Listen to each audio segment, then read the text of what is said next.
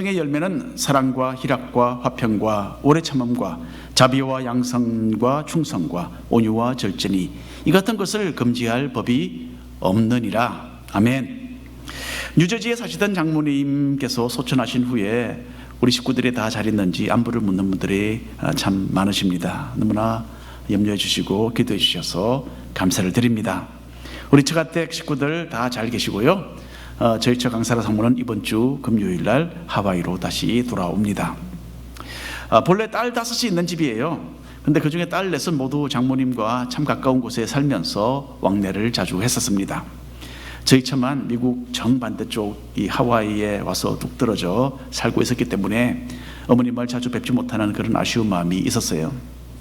근데 이번에 장모님께서 소천하시기 전에 그래도 상태가 상당히 좋으셨던 그 며칠 동안 저희 처가 어머님과 시간을 충분히 가질 수 있어서 참 다행이었습니다. 하나님의 은혜에 감사를 드립니다. 자, 뉴저지 저희 처가댁 그 집 앞마당에는요, 사람의 키 한 배, 한 배 반, 2배 정도 되는 나무가 몇 그루 서 있습니다. 쭉 줄을 이어서 서 있는데, 근데 그 중에 나무 하나는 정말 이상하게 생겼어요. 2, 3년 전에 제가 있을 때만 해도 갔을 때만 해도 그러지 않았는데 이번에 가보니까 아주 특별하게 생기게 되었습니다. 아랫부분은 보통 우리가 흔하게 정원에서 볼 수 있는 그런 종류의 나무예요. 저는 나무 이름을 잘 모릅니다만은. 그런데 참 이상하게도요, 그 중간 위로부터는 전혀 다른 나무가 똑같이 그게 자라고 있어요. 나무가 있으면 그 위에 또 나무가 다른 나무가 자라고 있는 거예요. 그 윗부분의 나무는요, 여러분, 놀랍게도 크리스마스 트리예요. 크리스마스 트리. 그런 나무가 자라고 있어요. 어떻게 이런 기형적인 나무가 생겼을까라는 질문에 우리 모든 식구들의 의견은 하나입니다. 본래 나무가 있는데 그 몸통 위에 크리스마스 트리 씨앗이 어떻게 날아와서 자리를 잡은 거예요. 그리고 거기서 싹이 나고 뭐 이렇게 해서 그 크리스마스 트리가 그 본래 나무의 영양분을 쫙 빼앗아서 뻔뻔하게 그 나무 위에 왕성하게 자라버린 겁니다. 그래서 보면 나무가 있고 그 위에 크리스마스 트리가 또 있어요. 이렇게. 참 뉴저지 식구들은 이렇게 기생충처럼 그렇게 다른 나무에 붙어서 자라고 있는 크리스마스 트리가 징그럽게 여겨진다라고 합니다. 그래서 아마도 곧 그 윗부분은 잘라낼 것으로 그렇게 보입니다. 우리 신앙인들의 삶 속에도요, 기생충처럼 서식하면서 진을 빼내어가는 그런 악한 세력이 존재합니다. 하나님께서 심으신 영적인 나무로서 건강하게 자라기 위해서는 이런 악한 부분들이 잘라내어져야 됩니다. 이런 과감한 결단을 통하여서 우리의 삶 속에 하나님께서 기뻐하시는 성령의 열매들이 풍성하게 열리게 될 줄로 믿습니다. 오늘 성경 말씀에서 먼저 거짓 교훈에서 자유하라라는 주님의 음성을 들으시기를 바랍니다. 갈라디아 지역에 있던 성도들은 본래 사도 바울의 사역을 통해서 믿음으로 구원을 얻은 사람들입니다. 그런데 사도 바울이 타 지역으로 옮겨서 선교 사역을 하던 동안 거짓 교사들이 이곳에 도착을 한 겁니다. 거짓 교사들은 바울이 예루살렘 초대교회의 인정을 받는 사도도 아니고 그 전하는 복음도 엉터리라면서 갈라디아 교회 내부에 독을 퍼뜨렸던 것입니다. 이 사람들의 가르침에 따라서 갈라디아 교인들은 예수님을 믿지만은 유대인들처럼 또 율법도 함께 지켜야 구원을 얻는다라는 전혀 다른 이 교훈을 받아들이고 말았습니다. 사도 바울은 이렇게 참된 신앙에서 멀어져가는 갈라디아 성도들을 향하여서 참 뜨거운 열정으로 펜을 들게 됩니다. 갈라디아서 서신을 쓰면서 사도 바울은 그 사람들의 그 잘못된 신앙을 바로잡아주기 위해서 참으로 혼신의 노력을 기울였습니다. 자, 사도 바울은 이전에 유대교의 율법주의에 열심히 가득했던 자신을 예수님께서 부르시고 사도로 세우시고 복음의 진리를 전하라고 보내신 것을 그 사람들에게 간증했어요. 또 바울은 예루살렘 교회의 기둥과 같은 야고보와 베드로와 요한도 자기가 받은 이 복음의 그 진리를 인정했다면서 갈라디아 성도들에게 이야기를 했습니다. 갈라디아 성도들이 처음에 자기를 통해서 들은 이 복음이 유일한 진리의 말씀이었다라는 것을 그렇게 증명을 해나갔던 것입니다. 갈라디아서 서신을 통해서 사도 바울은 거짓 교사들의 그 악한 공격을 성공적으로 방어해 내었습니다. 그리고 이제 5장에 와서 바울은 그들의 그 거짓된 교훈에서 자유를 얻으라고 강력한 목소리로 갈라디아 성도들을 권면하고 있습니다. 함께 읽어보겠습니다. 갈라디아서 5장 1절 말씀 함께 읽겠습니다. 그리스도께서 우리를 자유롭게 하시려고 자유를 주셨으니 그러므로 굳건하게 서서 다시는 종의 멍에를 매지 말라. 거짓 교사들이 강조했던 율법 준수는요, 성도들을 노예로 꽁꽁 묶어두는 그런 역할을 했습니다. 왜냐하면 율법으로 하나님 앞에서 의롭다고 인정받게 될 사람은 하나도 없었기 때문입니다. 율법은 사람을 의롭게 만드는 것이 아니라 도리어 사람이 얼마나 구제불능의 죄인인가를 깨닫도록 하는 그런 역할을 했던 것입니다. 갈라디아 성도들은 죄인으로서 도무지 지키기 불가능한 그 율법을 지키라고 강요하는 이 거짓된 교훈 아래 신음하는 노예들이 그만 되어버린 것입니다. 하지만 예수 그리스도께서는 우리가 완벽한 행위를 이루었기 때문에 구원해 주시는 것이 아니죠. 우리가 어쩔 수 없는 죄인인 것을 고백하고 주님의 그 풍성하신 그 은혜를 간구하고 그 용서를 받아들이는 이 믿음으로써 우리는 구원을 얻은 것입니다. 예수님께서는 이미 자기의 백성들을 율법의 그 요구와 율법의 속박과 정죄로부터 자유케 해주셨습니다.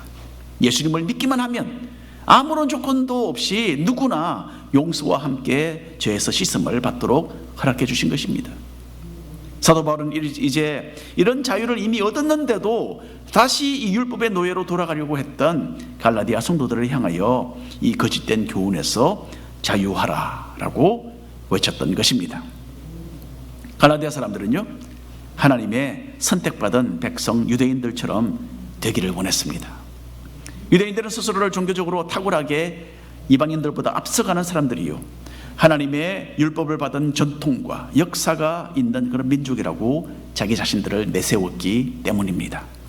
그래서 갈라디아 사람들은 자기들도 율법을 지켜서 유대인처럼 되고자 했던 것입니다. 지금부터 거의 한 50년 전에 제가 국민학교 선생님에게 들었던 재미있는 이야기가 아직도 생각이 납니다. 옛날에 한국이죠, 양반과 그 집의 종이 길을 걸어가고 있었대요. 그런데 길을 가다가 그 도중에 소나기를 만나게 됩니다. 종은 비를 피해서 빨리 앞으로 뛰어가기 시작했어요. 저 멀리 집 앞에 가면 비를 피할 수 있기 때문에 뛰어가는 거죠. 그런데 막 달려가다가 기분이 이상해서 뒤돌아보니까 자기 주인은 여전히 저 뒤에서 천천히 걸어오고 있는 거예요. 그 종은 다시 되돌아가서 주인님께 말을 합니다. 아니, 빨리 뛰어서 저 비를 피해서 가는 것이 좋겠습니다. 그렇게 이야기를 했어요. 그 주인은 이렇게 이야기합니다. 아니다 이놈아, 네 같은 싼 것이나 뛰어가거라. 종은 잠시 생각을 하다가 안 되겠다, 그리고 주인님을 그냥 번쩍 들어서 막 뛰어 달려갑니다. 비를 피해야 되니까. 그리고는 비를 피해서 어느 집 처마 아래에 주인님을 싹 내려놓았어요. 문제가 해결된 거죠. 그런데 이것이 이야기의 끝이 아닙니다. 주인은 그 내리치는 비를 맞으면서 천천히 다시 그 본래 지점으로 되돌아갑니다. 그리고는 거기서 다시 천천히 비를 맞으면서 앞으로 걸어갔다는 이야기입니다. 그 주인에게는 이 양반의 채통을 지키는 것이 그렇게 중요했던 것입니다.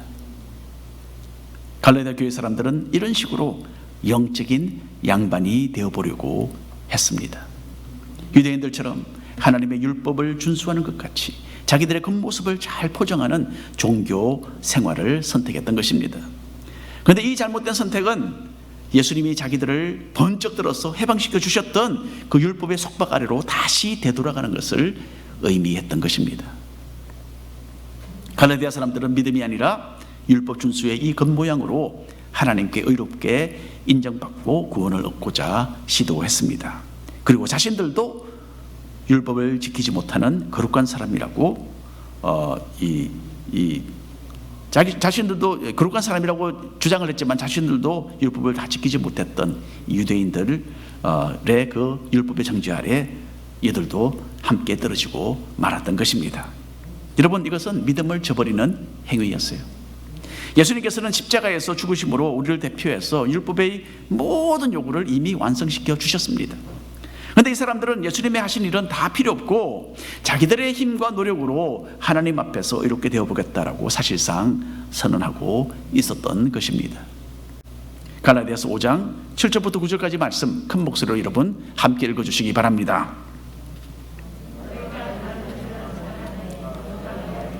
진리를 순종하지 못하게 하더냐, 그 권면은 너희를 부르신 이에게서 난 것이 아니니라.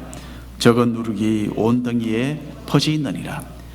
저희 막내딸 프리실라가 초등학교 한 2, 3학년, 2학년 정도 됐을 때에 학교에서 숙제가 있었어요. 밀가루 반죽을 잘 만들고 거기다가 누룩을 조금 넣고 오래 두면 어떻게 되는지 한번 관찰을 해보라 라는 그런 숙제였어요. 학교에서 누룩까지 이렇게 줬어요. 자, 부엌에서 저도 참 신기했어요. 이야기만 들었지 직접 제가 눈으로 보지 못했거든요. 그래서 부엌에서 프리슬라와 함께 그 실험을 제가 같이 했습니다. 밀가루에 물을 충분하게 넣고서 반죽을 만들고 드디어 학교에서 준 그 누룩을 넣었어요. 근데 오래 기다릴 필요가 없더군요. 그 밀가루 반죽이요, 뭐 10분도 안 돼서 금방 이렇게 부풀어 오르는 것을 우리가 보고 둘이 함께 참 놀랐던 적이 있습니다. 성경에서 누룩은 자주 이 부패의 상징으로 언급되었습니다. 신앙적인 오류도 금방 우리 자신의 믿음을 오염시키고 그 영향이 교회 전체에 퍼질 수 있습니다. 그렇기 때문에 우리는 이 신천지나 구원파와 같은 그런 이단의 움직임을 늘 주의 깊게 살피고 올바른 신앙을 지켜나가야 합니다. 또 어떤 신비한 경험들을 내세우면서 이것이 하나님의 은혜고 성령의 역사라고 교묘하게 가장해서 유혹하는 그런 잘못된 가르침들을 늘 주의해야 합니다. 물론 하나님의 진실된 성령의 역사가 있어요. 그러나 그렇지 못한 가짜들도 있습니다. 아울러서 우리는 현대식 율법주의도 주의해야 합니다. 물론 참된 신앙은 성경 말씀의 그 교훈을 아주 신중하게 받아들이고 올바르게 살려고 우리가 최선을 다해서 노력하며 열정적으로 하나님을 섬기며 사랑하고 이웃사랑을 실천해야 합니다. 그런데 때로는요, 이 핵심이 아닌 것을 가지고서 형제나 자매를 정죄하는 그런 잘못을 우리는 범하기도 한다는 이야기입니다. 술에 취하는 것은 죄라고 성경은 확실하게 가르칩니다. 그리고 취하지 않더라도 어떤 상황에서는 술을 마시는 것은 믿는 사람으로서는 덕이 되지 않는 경우가 분명히 있습니다. 하나님의 영광 가리지 않도록 이런 부분에 있어서 우리가 주의를 기울이는 그런 신앙의 성숙함이 있어야 합니다. 그런데 그렇다고 해서 조금 술을 마셨는데 그거 큰 죄라고 이야기하고 그거 안 된다라고 주장하는 것, 이것은 현대판 율법주의입니다. 한 가지만 예를 들어서 말씀을 드리는 거죠. 술의 영향력 아래에 떨어져서는 안 된다라고 성경은 분명히 물론 경고했어요. 하지만 초대교회 성도들은 식사할 때 포도주를 마셨습니다. 예수님께서도 혼인잔치에서 물로 포도주를 만들어서 그 혼인잔치 손님들이 마시도록 해주셨다라는 것 기억하지 않으십니까? 우리는 신앙으로 깨어 있어서 물론 잘못된 삶으로 미끄러져 가는 것에서 스스로를 지켜내야 합니다. 그래서 영적으로 도움이 되지 않고 또 사람들에게 부정적인 인상을 주는 일들을 피해야 하는 것은 성도로서 우리가 당연히 해야 할 일입니다. 하지만 또한 어떤 일은 각자가 신앙 안에서 신중하게 결정할 그런 자유의 영역도 있다라는 것을 우리가 알아야 합니다. 자, 현대판 율법주의의 또 다른 한 가지 예를 든다면, 내가 성경을 얼마나 많이 읽고 기도를 얼마나 열심히 하는가, 이걸 드러내고 자랑하는 그런 오류를 우리는 쉽게 범하게 되는 겁니다. 저 사람보다는 나의 신앙이 더 우월하다라고 여기면서 만족해하는 그런 영적인 교만을 이야기합니다. 그런데 한번 생각해 보십시오. 바리새인과 세리의 기도 중에 누구의 기도를 하나님이 받으셨는지 우리는 잊지 말아야 할 것입니다. 두 번째로 오늘 성경 말씀에서 서로 종노릇하라라는 그런 이 권면을 우리가 듣게 됩니다. 사도 바울은 지금까지 갈라디아 지역에 있는 교회가 이 율법주의의 잘못된 가르침을 피해야 할 것을 호소했습니다. 그래서 여러 가지 이야기를 통해서 율법이 아니라 믿음으로 살며 성령의 인도하심을 따르는 것이 올바른 신앙이다라고 가르쳤습니다. 이제 사도 바울은 신학적인 가르침보다는 갈라디아 성도들에게 조금 더 실생활에 필요한 교훈들을 이제 전달하기 시작합니다. 먼저 사도 바울은 주님으로부터 받은 자유를 가지고 서로에게 종노릇해야 한다라고 교훈합니다. 갈라디아서 5장 13절 말씀 큰 목소리로 함께 읽어주시기 바랍니다.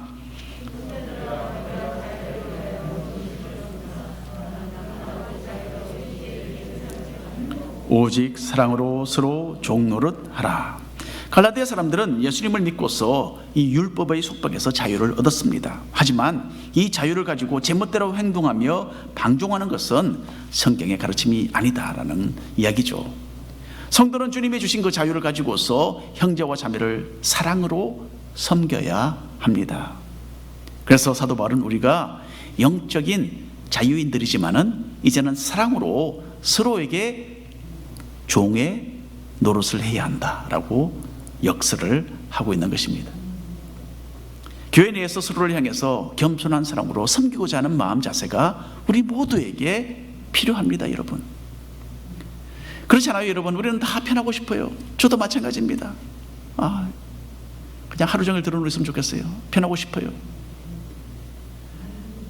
조금 부담이 되고 조금 어렵게 느껴지는 일은 그냥 피하고 싶습니다. 그런 일은 다른 사람들이 그냥 해주면 좋겠다.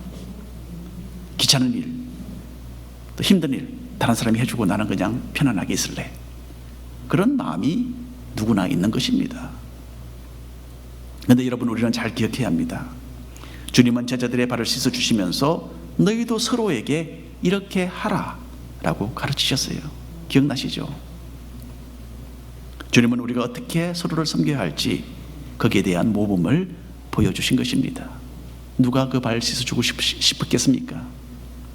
예, 그거는 옛날에 노예들이나 하는 일이었어요.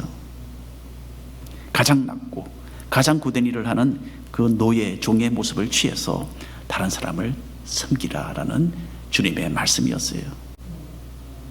주님께서는 우리를 위해서 종이 되어서 십자가에 달려 죽도록까지 우리를 섬겨주셨습니다. 예수님이 십자가에 달려 돌아가신 것 자기를 위해서도 그렇게 하셨습니까? 아니잖아요. 여러분과 저를 위해서 그렇게 하셨습니다. 죽도록 우리를 섬기신 참 영적인 종으로서 우리를 그렇게 섬겨주셨습니다. 여러분, 우리는 이런 주님을 믿고 그 주님의 가르침을 따르는 제자들입니다. 내가 조금 더 낮아지고 내가 조금 더 희생하고 내가 조금 더 섬기는 그런 사랑을 실천하는 교회 안팎으로 그런 성도들이 되시기를 바랍니다. 흔히들 교회를 사랑의 공동체라고 말하지 않습니까? 예수님께서 희생적인 그 사랑으로 우리를 구원해 주시고 우리를 교회의 일원으로 부르셨어요. 그리고 우리에게 사랑의 계명을 주셨습니다. 너희가 서로 사랑하면 이로써 세상 사람들이 너희가 나의 제자인 것을 알게 될 것이다. 그렇게 말씀하셨어요. 이 사랑의 중요성을 다시 한번 우리의 마음에 새겨야 합니다. 사랑이 동기가 되어서 서로를 위하여 참아주고 섬기는 것이 참 신앙인 것을 꼭 기억하시기를 바랍니다. 갈라디아서 5장 15절 말씀입니다. 함께 읽겠습니다. 만일 서로 물고 먹으면 피차 멸망할까 조심하라. 자, 여러분, 여기서 사도 바울은 교회에 존재하는 심각한 인간관계의 그 문제를 하나 들추어내고 있습니다. 옛날부터 교회에는요, 서로 성격이 다르고 생각이 다른 사람들이 많이 모여서 함께 신앙생활을 했어요. 그 교회입니다, 그게. 그래서 초대교회 시대에도 교회 내부에는요, 성도들 사이에 불화가 있었어요. 여러분, 초대교회라 그래서 뭐 완벽한 교회, 거룩한 교회 뭐 그런 게 아닙니다. 성경 말씀을 보면 교회의 문제들, 그게 다 초대교회 문제들이었어요. 마음이 통하는 사람들끼리 꽁꽁 뭉쳐서 서로 편이 갈라지기도 했습니다, 교회 안에. 자, 이 똑같은 문제가 갈라디아 지방에 있던 교회들에게도 있었다는 이야기입니다. 그래서 사도 바울은 서로 물고 먹으면 다 멸망하게 될 것이다 라고 경고하기에까지 이르게 된 것입니다. 그때 그 교회 상태가 상당히 심각했던 것 같아요. 만일에 누가 우리 교회에 어떤 편지를 경고문을 쓴다 그러면 아마 서로 물고 먹으면 당신들 다 멸망할 겁니다, 아마 그렇게 쓰지는 않을 것 같아요. 그렇게 심각하지는 않은 것 같아요. 그런데 갈라디아 교회는 그때 심각했습니다. 이런 현상은 요즘 교회에서도 간혹 우리가 보기도 하지 않습니까? 또 듣게 되는 일입니다. 어느 교회나 완벽하지 못합니다. 우리 교회도 마찬가지입니다. 교회는 어쩔 수 없이 죄인들을 모아둔 곳이기 때문입니다. 교회 내부에 순식간에 퍼지는 것이 몇 가지가 있어요. 교회는 사람이 모이는 곳이기 때문에 어쩔 수 없이 소문이 쉽게 퍼집니다.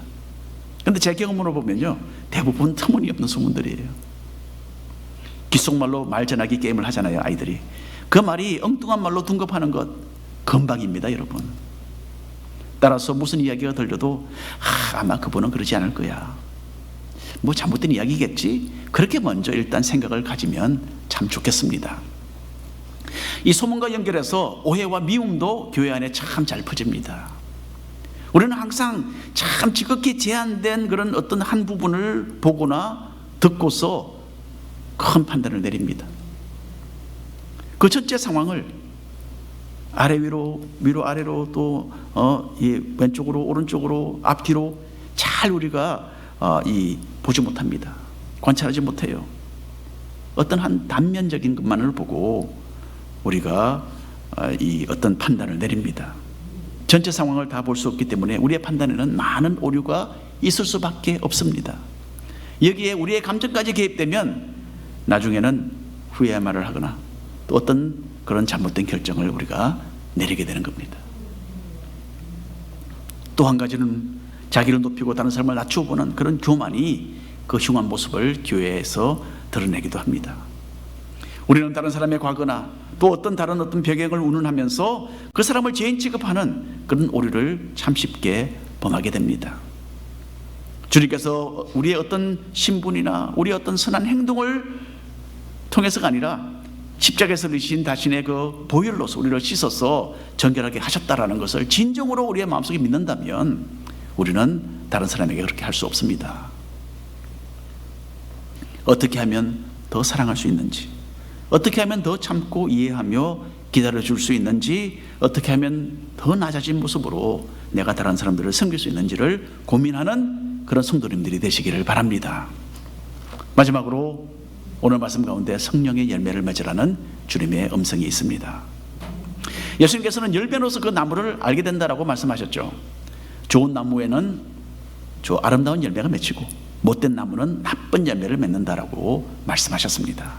그리고 아름다운 열매를 맺지 않는 나무는 찍혀서 불에 던져질 것이다 라면서 하나님의 심판을 예고하셨습니다. 우리는 이런 심판의, 이런 경고의 말씀에 항상 귀를 기울여야 합니다. 우리는 각자의 삶을 가지고서 두 가지 종류의 열매를 맺을 수가 있습니다. 육체의 열매를 맺을 수가 있고, 그렇지 않으면 성령의 열매를 맺을 수가 있습니다. 성경은 이 두 가지 삶의 차이에 대해서 분명하게 선을 긋습니다. 그리고 우리가 성령의 사람이 되어야 한다라고 교훈합니다. 16절 말씀 함께 읽겠습니다. 내가 이르노니 너희는 성령을 따라 행하라. 그리하면 육체의 욕심을 이루지 아니하리라. 여러분에게 육체의 욕심이라는 내용이 나옵니다. 이 말은 인간의 육체 그 자체가 뭐 더럽거나 죄스럽다라는 뜻은 아닙니다. 성경적인 언어로 육체라는 말은 인간 속에 도사리고 있는 죄의 성향을 의미합니다. 그런 뉘앙스예요. 우리가 예수님을 믿고 새 사람이 되었어도 이런 자기중심적이고 타락된 그 죄의 성품을 우리는 완전히 벗어버리지는 못했습니다. 어느 순간에 그 죄성이 흉측한 머리를 들고 일어설지를 알지 못하기 때문에 우리는 늘 경계해야 합니다. 여러분, 태국에 가면요 코끼리가 많이 있어요. 코끼리 쇼가 또 많이 있습니다. 코끼리 쇼에 가면 제가 몇 번 가봤는데 인도에 살면서 태국을 이렇게 왔다 갔다 하는 그런 일들이 있었어요. 선교사 시절에. 그래서 이 태국에서 가면 코끼리 쇼에 가면요 관광객들을 지원자를 불러요. 모읍니다. 한 서너 명을 모아서 땅에 누우라고 해요. 그런 코끼리를 이렇게 불러서 명령을 내립니다. 코끼리에게 발을 들어서 그 누워있는 사람들 위에 발을 얹으라고 그렇게 명령을 내려요. 한번 생각해 보십시오. 그 어마어마한 그 코끼리의 발바닥이 이렇게 다가와서 자기 몸통 위에 살뿐 이렇게 얹어지는 그 아찔한 스릴이죠. 정말 잊지 못할 대단한 경험입니다. 근데 제가 그것을 해본 것은 아니에요. 그냥 저는 봤습니다. 지켜봤습니다. 코끼리는 타봤어요. 몇 번. 그러나 저는 그 코끼리 발에 밟힐까봐 그렇게 하지는 못하겠더라고요.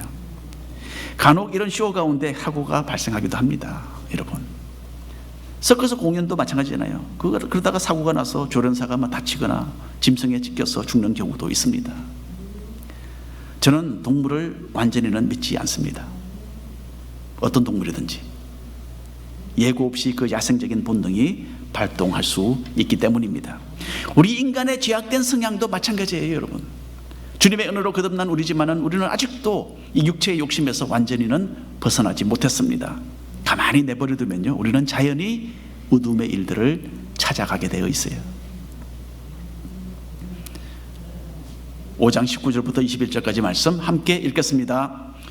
육체의 일은 분명하니 곧 음행과 더러운 것과 호색과 우상 숭배와 주술과 원수 맺는 것과 분쟁과 시기와 분냄과 당짓는 것과 분열함과 이단과 투기와 술 취함과 방탕함과 또 그와 같은 것들이라.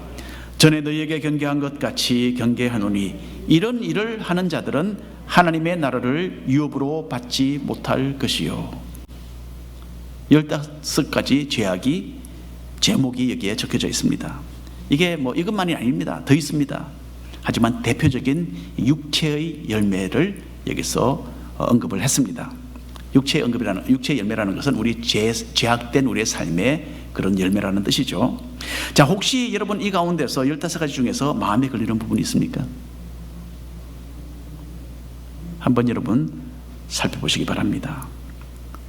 왜냐하면요, 죄 가운데 살면서 회개하지 않고 하나님께로 돌이키지 않는 사람들은 여기 보니까 하나님의 나라와는 아무런 상관이 없을 것이다 라고 경고하고 있어요. 이 하나님의 말씀입니다. 이런 심각한 하나님의 경고의 말씀을 마음에 새겨두는 지혜로운 신앙인들 되시기를 바랍니다. 도리어 우리가 맺어야 할 열매는 무엇입니까? 성령의 열매입니다. 갈라디아서 5장 22절 23절 오늘 본문 말씀인데 함께 한 목소리로 읽겠습니다. 오직 성령의 열매는 사랑과 희락과 화평과 오래 참음과 자비와 양선과 충성과 온유와 절제니 이 같은 것을 금지할 법이 없느니라. 이것을 들어서 우리가 성령의 9가지 열매라고 흔히들 이야기합니다. 이런 성령의 열매는요, 그냥 우리 자신 속에 막 가지고 있는 게 아닙니다. 가만히 보면요, 모두가 다 이 건전한 인간관계를 이야기해요. 제일 먼저 사랑입니다. 사랑은 뭐라고 합니까? 읽어보세요. 이게 사랑입니다. 사랑은요, 섬기는 거예요. 사람들과의 관계를 여기서 지금 성령의 열매로서 묘사하고 있는 것입니다. 나는 당신을 섬기겠습니다. 이것이 사랑입니다. 두 번째로 희락은 무엇이라고 합니까? 내가 당신의 행복을 보고 내가 질투하겠습니다, 시기하겠습니다. 그게 아닙니다. 내가 당신의 행복을 진정으로 기뻐하겠습니다. 이게 희락입니다. 세 번째로 보십시오. 화평입니다. 나는 당신의 친구가 되어드리겠습니다. 외로운 사람에게 다가가는 그런 말입니다. 그 다음에 네 번째로 오래 참음입니다. 뭐라고 합니까? 제가 기다려드리겠습니다. 천천히 오십시오. 제가 기다려드릴게요. 다섯 번째입니다. 자비입니다. 당신의 실수를 이해합니다. 그럴 수도 있죠. 염려하지 마세요. 괜찮습니다. 이게 사랑입니다, 여러분. 이게 자비입니다. 여섯 번째로 양선입니다. 제가 도와드릴게요. 어떤 도움이 필요하십니까? 무엇이 필요하십니까? 제가 도움이 되어드리겠습니다. 이게 양선입니다. 성령의 열매들입니다. 이런 것은 여러분 희생이 없이는 이루어지지 않습니다. 종노릇을 할 때에 이런 일들이 다 이루어지는 겁니다. 일곱 번째로 충성입니다. 어떤 이야기를 합니까? 충성은 믿음직한 사람이 되어드리겠습니다. 저를 신뢰하실 수 있습니다. 여덟 번째로 온유입니다. 편안한 삶이 되어드리겠습니다. 피곤하시죠? 제가 도움이 되어드리겠습니다. 아홉 번째로 절제입니다. 나에게는 당신이 우선입니다. 내가 먼저 가는 게 아닙니다. 다른 사람이 양보하는 거죠. 예. 내가 앞서가고 싶은 마음이 있지만 내가 컨트롤하는 거예요. 다른 사람이 더 앞서가도록 하는 겁니다. 이것이 바로 성령의 9가지 열매들입니다. 여러분, 우리는 매일 우리의 제약된 육체의 욕심이 아니라 성령의 인도하심을 선택해야 하는 그런 책임이 있는 사람들이에요. 믿는 사람들이라 해서 우리는 완전한 것이 아닙니다. 언제든지 육체를 따라 살아갈 그런 가능성을 지니고 있습니다. 성령의 음성에 귀를 기울이시고 능동적으로 이런 성령의 열매들을 추구하면서 살아가시는 우리 모든 성도님들 되시기를 바랍니다. 기도하겠습니다.